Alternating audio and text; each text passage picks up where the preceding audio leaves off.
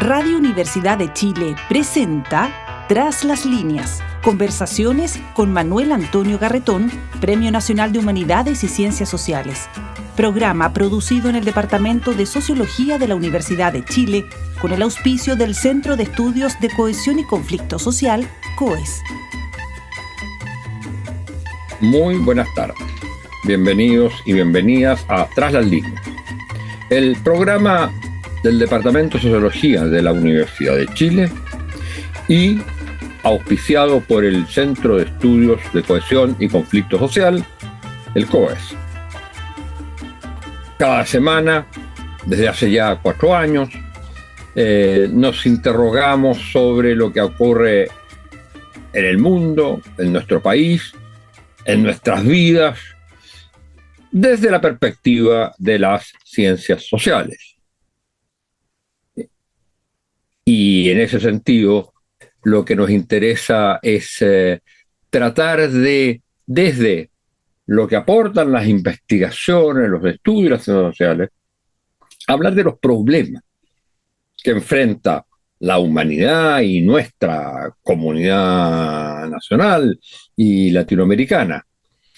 Y en ese sentido, hoy día vamos a tocar un tema con un invitado internacional de mucho prestigio e importancia, que ya presentaré, el tema de los movimientos y movilizaciones sociales en el mundo, que han tenido expresiones muy significativas desde mucho tiempo, pero en la época actual, uno diría desde el 2010 para adelante, los movimientos sociales están presentes prácticamente en todos los países del mundo y todos los meses ocurren movilizaciones en uno u en otro lugar, movilizaciones que a veces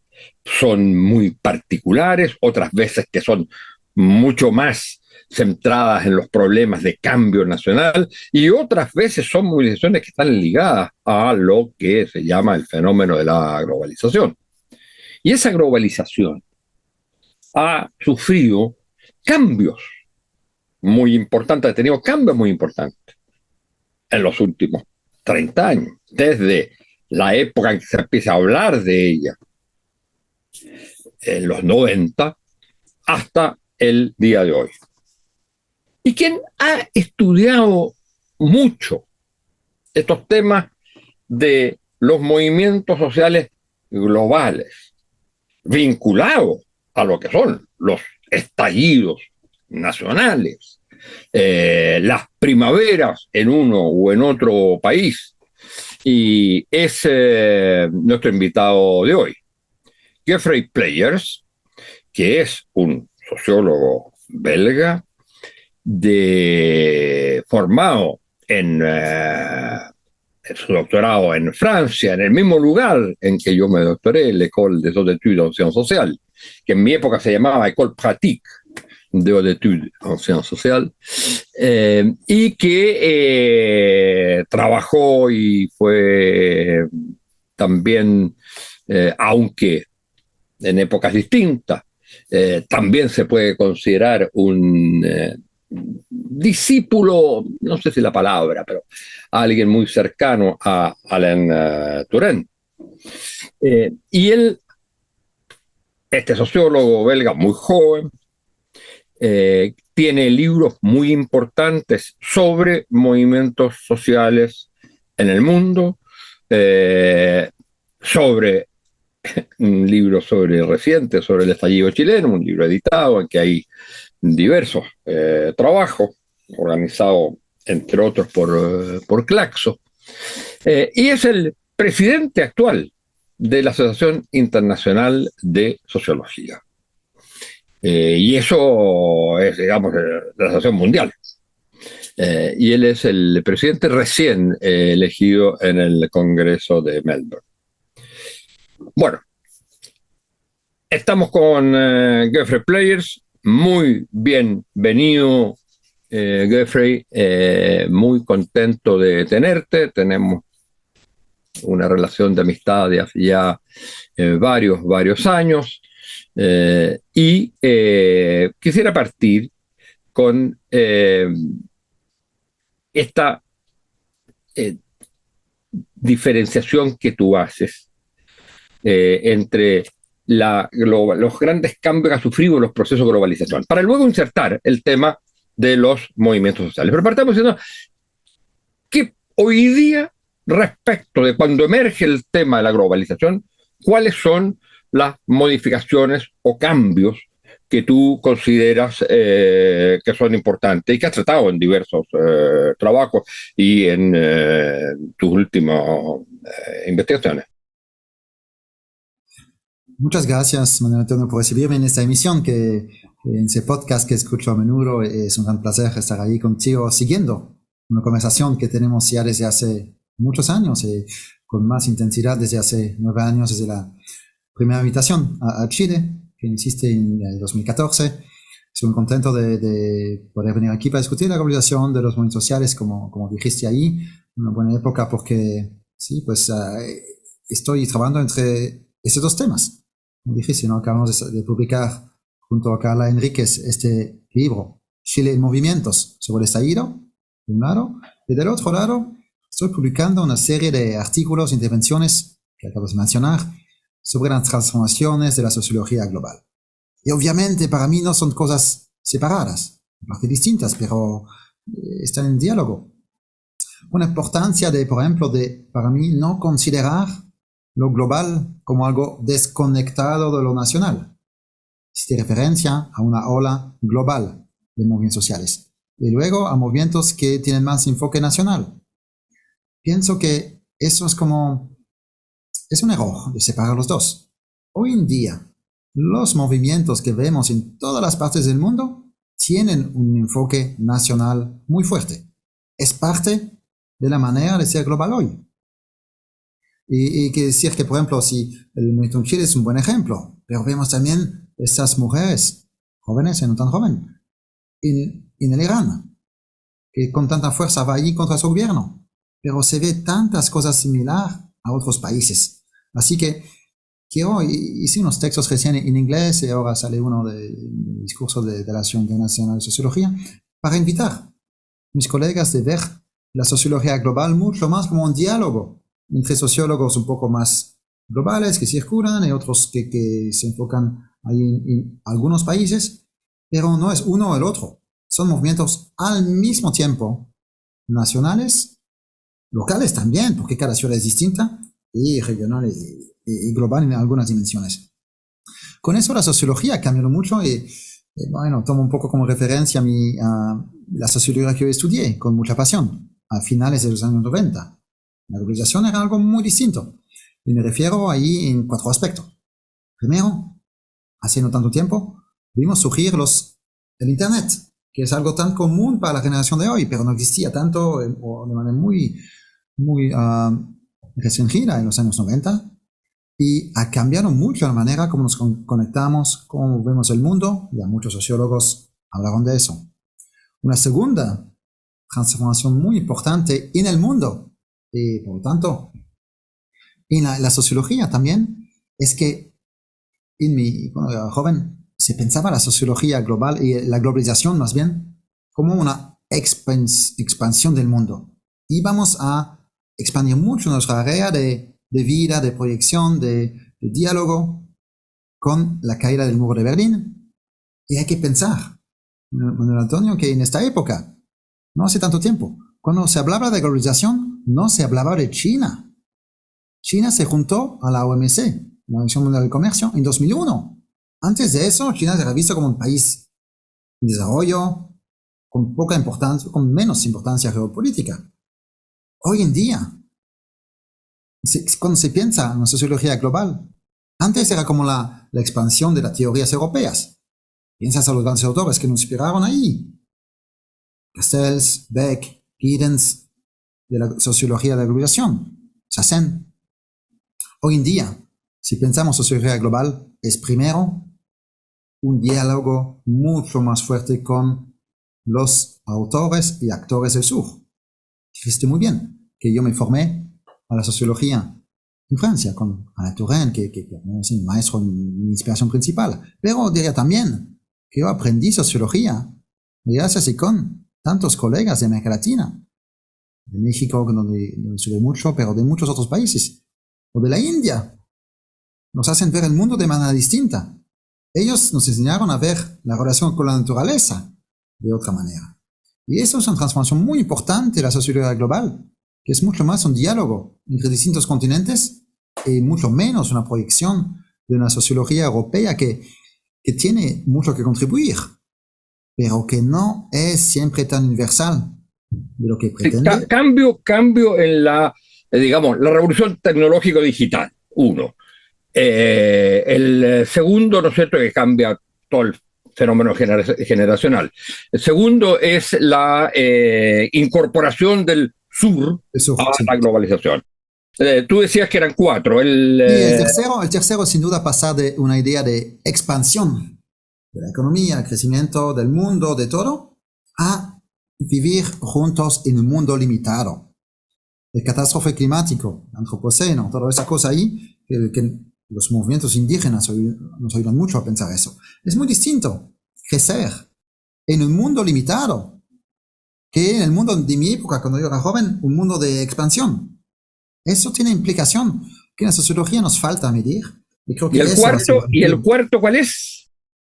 El cuarto punto es que, como decía, en mi época, se pensaba la globalización como una expansión de la democracia de mercado. Neoliberalismo, en contra de eso vino el movimiento altermundialista, los socios mundiales que yo trabajé, pero también democracia y respeto a los derechos humanos. Se pensaba que con la información, las redes sociales, ya no se iba a poder hacer masacre, dictaduras, que se abrir la información y abrir la democratización del mundo, que ver lo que escribió Manuel Castells hace 10 años. Eso no se ha dado. Hoy en día, se piensa en Internet, se piensa por supuesto en esa conexión entre ciudadanos, pero se piensa también en la sociedad del control, en regímenes iliberales autoritarios que controlan mucho más a sus ciudadanos con esa tecnología. Se piensa en la proyección que tienen ellos de la influencia de Rusia que hizo elegir a Donald Trump, por ejemplo, en Estados Unidos. Se piensa en el modelo que proyecta China, Rusia y otros países iliberales, autoritarios. Y hoy en día, realmente yo no pensé, hace 15 años, que en los años 2020 se va a poder dar dictaduras, masacre, como lo que vemos en Egipto, lo que vemos en la represión en Irán ahora, con toda impunidad. Es una cosa que ha cambiado mucho. Esta globalización de los derechos humanos, de las ONGs, no ha tomado esta dirección. O no solo.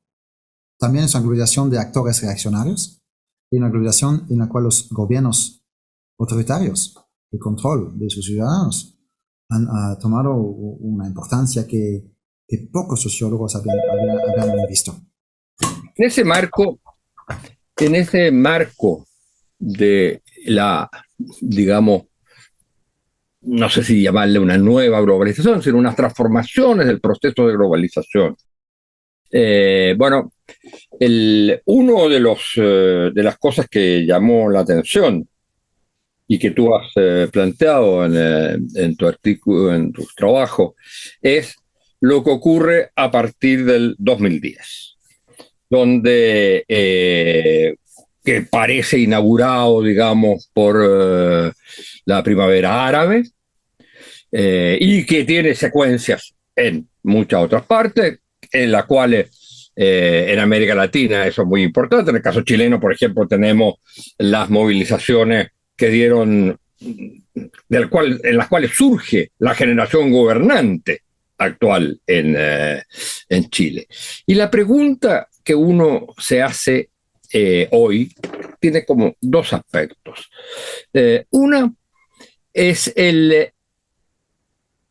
hoy día, el balance que uno hace de ese proceso de movilización, independientemente de lo importante que haya sido en ese momento, que haya sido para sus actores.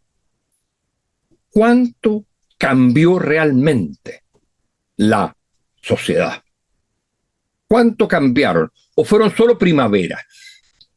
¿Cuánto cambiaron las sociedades? Y eso tiene como dos aspectos. ¿Cuánto cambiaron las sociedades por efectos a movilizaciones en sus modos de convivencia? Pero también tienen que ver con la relación de esos movimientos con la política, la difícil relación con la política. En algunos casos los movimientos dieron origen a partidos políticos. Eso no resolvió el problema de la relación entre movimientos sociales y política. ¿Cómo ves tú esto? Es un tema difícil, ¿no? Al cual dedico casi todo mi trabajo desde muchos años. No se puede contar brevemente, pero es cierto que primero no hay que negar, no solo para los actores, ya también para muchos analistas, como un desencantamiento, una decepción que el mundo no ha cambiado así, no ha ido en esa dirección. El mundo ha cambiado mucho. Pero ahí quisiera decir dos cosas analíticas. Uno es que nunca se puede reducir el impacto de los movimientos sociales a la política. Hacen mucho más. Cambian la vida, cambian muchas cosas allí. Y eso es muy importante. Podemos ver después. Tres cosas, de hecho. Otra cosa que aprendí, como te dije, ¿no? Que yo aprendí mucho la sociología con muchos colegas importantes y maestros en América Latina. De ellos hay uno, chileno, que explica muy bien que es muy importante de entender la lógica propia de los movimientos sociales, como cita Turén, pero también importante de entender la lógica política, que es otra cosa, no hay una traducción directa. Este sociólogo eres tú, Manuel Antonio. Así que me parece muy importante, no solo en Chile, pero en todo el mundo, de ver que son lógicas distintas. Y tenemos que ver eso, que no hay una traducción automática. Tercera cosa analítica, brevemente, es que a los sociólogos, periodistas, los actores, nos gustó mucho estudiar estos actores que pidieron con mucha fuerza, energía, creatividad, más democracia. En muchos países, Brasil, 2013, Chile y otros, primera generación que creció después de la dictadura. Muy importante y creativo.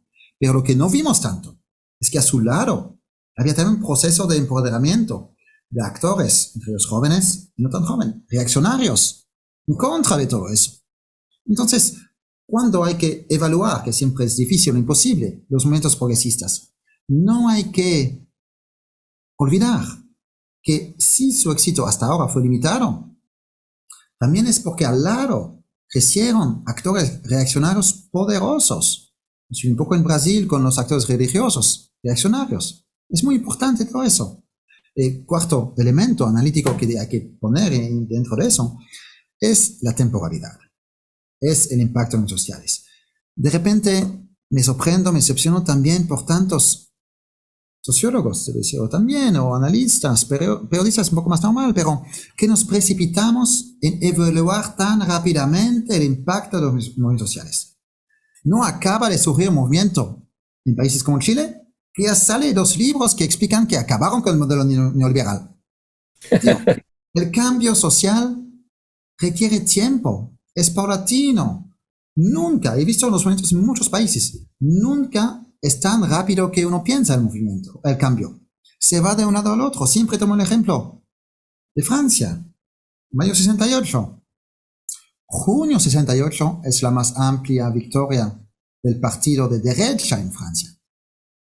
Pero, ¿qué cuenta hoy? El hecho que fue la victoria del partido de derecha, nadie se acuerda de eso. Pero que ha cambiado la cultura francesa, internacional en parte, cultura del capitalismo, cultura de los medios sociales, la cultura de una cierta nivelización. Es mayo 68. Entonces, los cambios requieren tiempo. Estudié mucho el movimiento con mi amigo, colega, Bruno Ringel, en Brasil. Y se ve como hay altos y bajos, y no deja de sorprenderme. Pero es una constancia. En 2011, el movimiento Occupy en Estados Unidos. 2016, llega Donald Trump a la Casa Blanca. 2011, movimientos en Chile, que son de hecho muy distintos, creo, de los movimientos de 2011. Pero bueno, mucho más estructurado, más centrado en organizaciones en 2011. Pero un poco después, regresa Piñera. El movimiento de Brasil, 2013. 5 años después, llega un fascista a la presidencia. Y así lo vemos en muchos países. Pero eso no invalida todo lo que ha hecho el movimiento. Solo es decir que los cambios sociales, culturales y políticos llevan tiempo, son contradictorios, y que un movimiento así también provoca una reacción de otros actores. No hay que olvidar que hay una desproporción de medios, los medios masivos de comunicación, las redes internacionales para formar a la gente, e incluso digo, actores religiosos de repente, pues la gente que se oponen, por ejemplo, al proceso de nueva constitución en Chile, tienen medios a su disposición que no tienen otros actores. Y entiendo muy bien que sociólogos... Perdón, una cosa. Un segundo ahí, pero entiendo muy bien que ellos se decepcionan mucho del vivir, es muy intenso ese proceso, y dices, ¿cómo es posible que llegamos a una propuesta ahí de extrema derecha de repente? Pero si lo ves con más retraso, y ahí viene un poco también la sociología global, decir, mira, en otros países también pasó por altos y bajos, pero sin embargo, hay que evaluar el cambio social y cultural de repente con más retraso analítico y temporal. Ya, pero ahí hay que...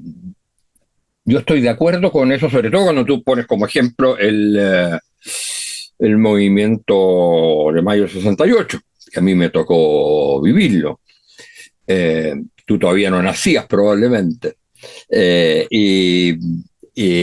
Pero cuando uno piensa, por ejemplo, en los resultados de la primavera árabe,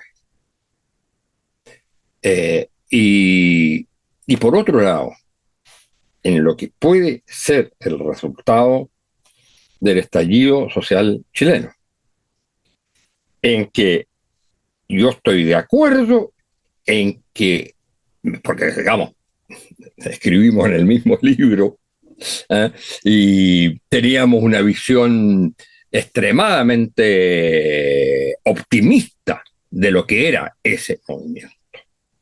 Y obviamente uno decía, bueno, independientemente del cambio político, que se buscaba, por supuesto, canalizar ese movimiento a un cambio político fundamental, constitucional, etcétera, iba a haber un cambio cultural, y se iba a producir un cambio cultural social. Y fíjate que el resultado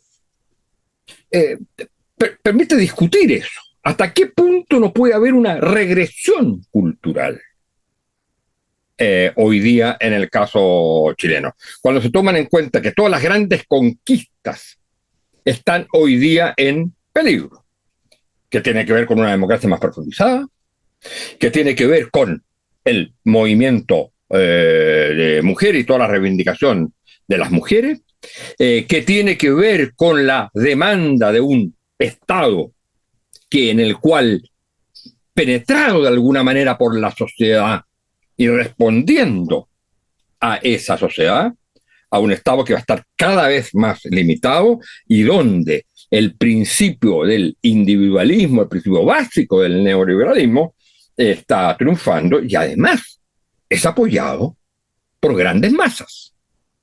Entonces, ahora, que esas masas sean neoliberales propiamente tal, eso no estoy diciendo eso. Lo que estoy diciendo es que no necesariamente, hay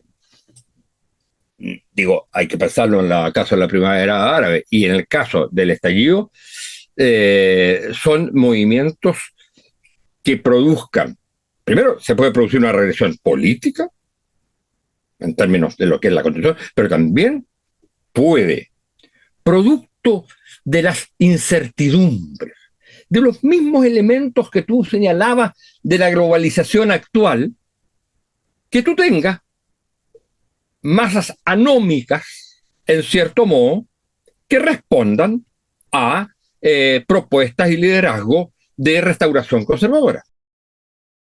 Mira, hay obviamente muchas cosas que decir sobre eso, pero brevemente sobre las primaveras árabes. Hay unas enseñanzas, hay muchas, pero una fuerte es que los actores enfrente de los movimientos también aprenden.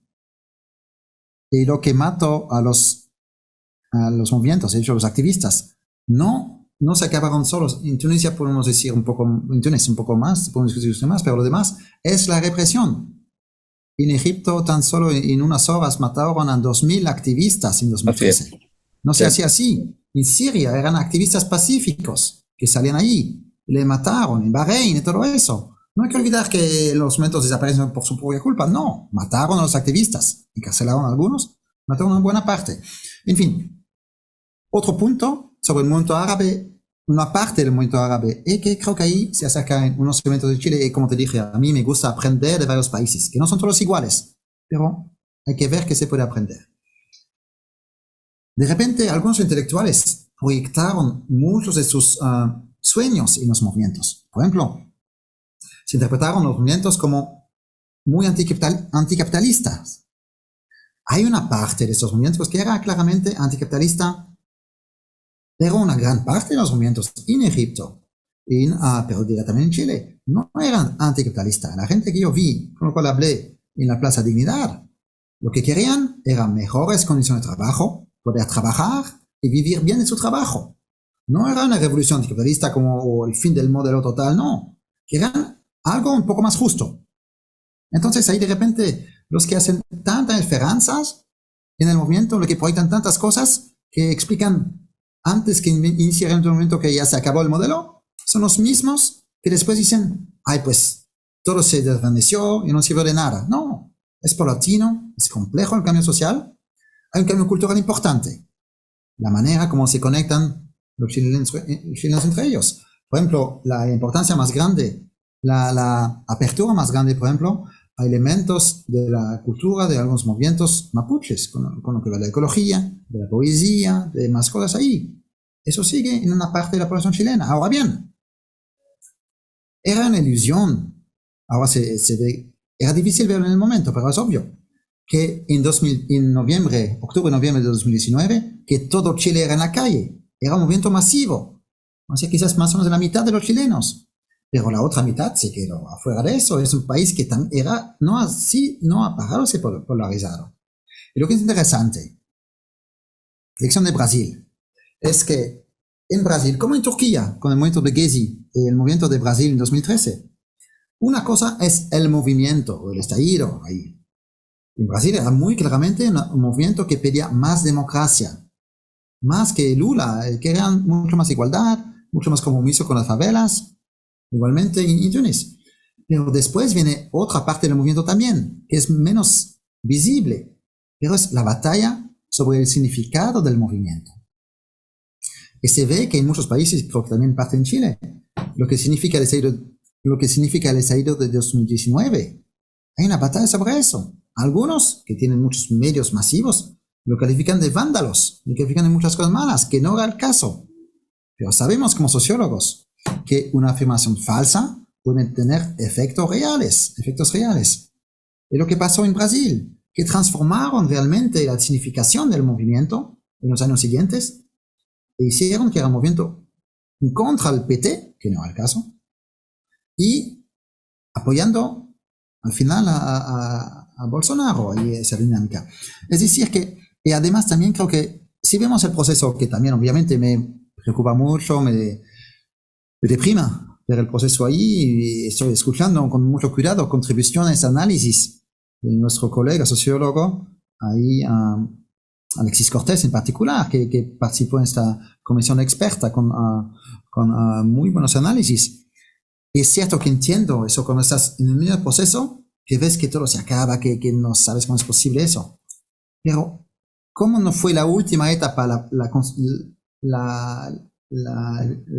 proceso constituyente, el primero? Esta tampoco, nadie sabe cuándo se va a acabar eso. Yo no creo que la versión que se están escribiendo ahora, la Constitución, yo no creo que sea la última etapa. Hay que ver qué va a pasar después. No, perdón. Ahí hay dos cosas, ¿no es cierto?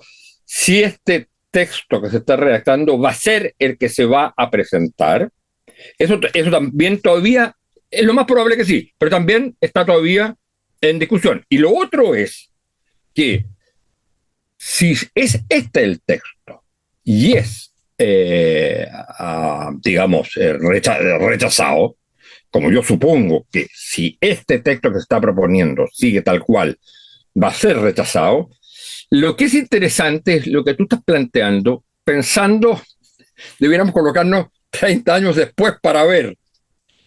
Y veríamos que el estallido fue quizás solo una parte de un fenómeno que tuvo en el plano político y social también, ¿no es cierto?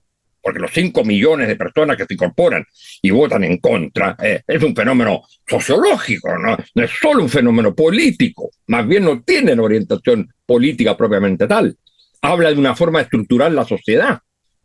Y entonces lo que es interesante es pensar que hay procesos de transformación que tienen, digamos, básicamente, el proceso de transformación que tiene que ver con superar el orden económico social de la dictadura corregido por la Constitución, superarlo.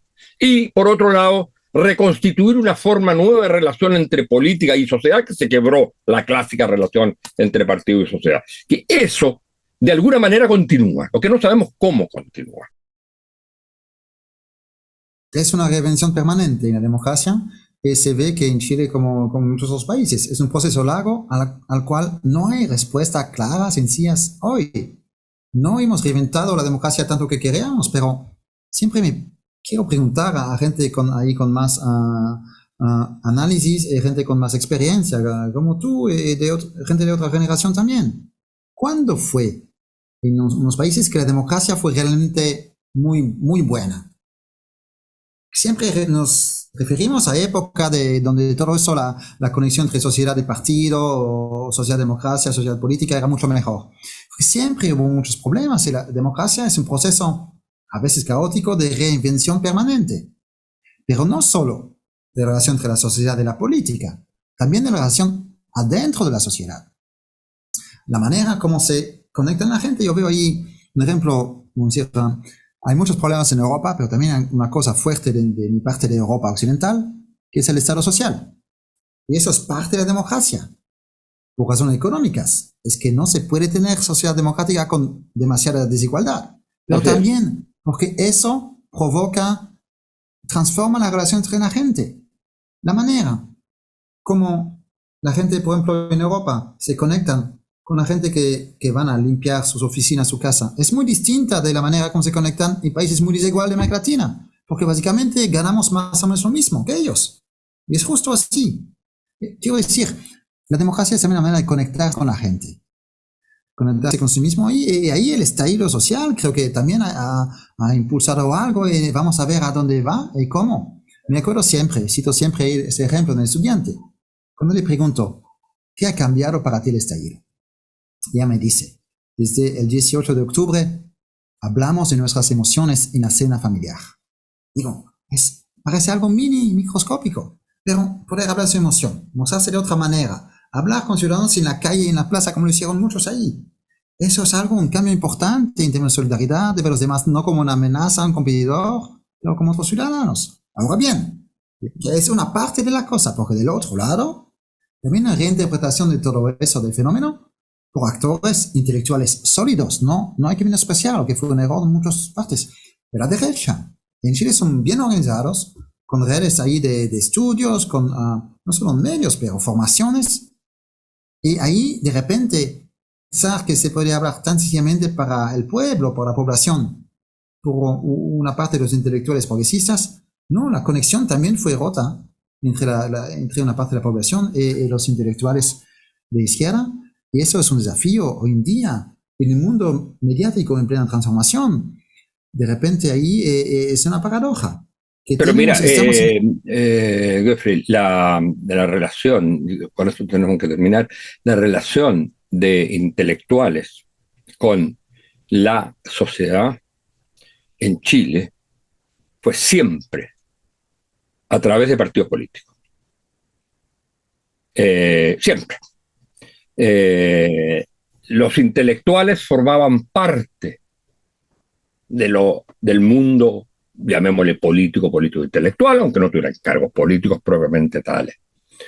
Y los movimientos sociales, hasta 2005, digamos, 2006, de 2006 para adelante empieza el cambio, los movimientos sociales se expresaron siempre a través de partidos políticos, incluso en la época de la dictadura.